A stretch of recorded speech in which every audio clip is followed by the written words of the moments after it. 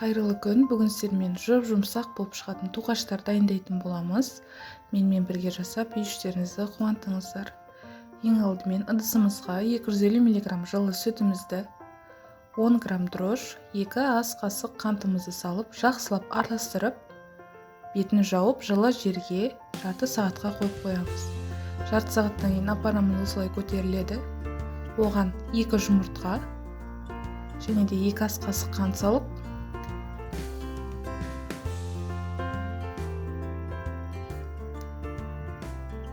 50 мг мөлшерінде сұйық майымызды қосамыз.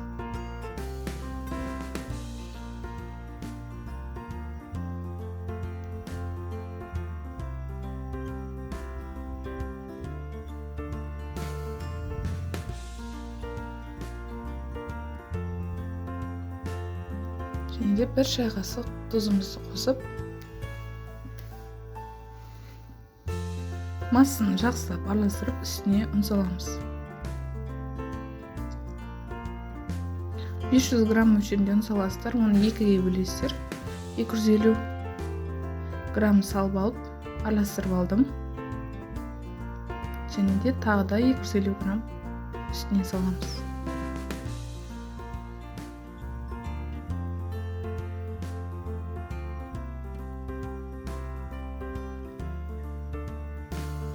Қамырымыз жабысқақ болады, жұмсақ болуы тиіс. Бүкіл массаны біріктіріп алғаннан кейін қолымызды сұйық маймен майлап, осылай қамыр илейміз. 2 сағатқа қойып қоясыздар. 30 минут, 1 сағат және 1,5 сағат болған кезде қайтарып илеп тұрыңыздар. 2 сағаттан кейін қамырымыз осылай үлкен болып көтерілді.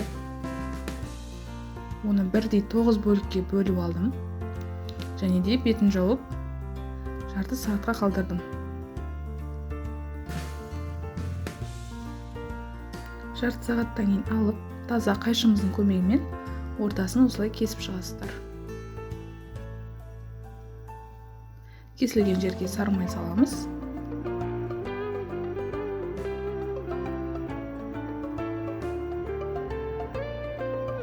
Дәмі де, иісі де ерекше болып шығады. Сары май салып, бекітіп, жақсылап жиектерін жұмыртқамен жылап шығамыз. Және де аз мөлшерде қант сеуіп, бетіне 170 градуста жарты сағатқа пісіруге жібереміз.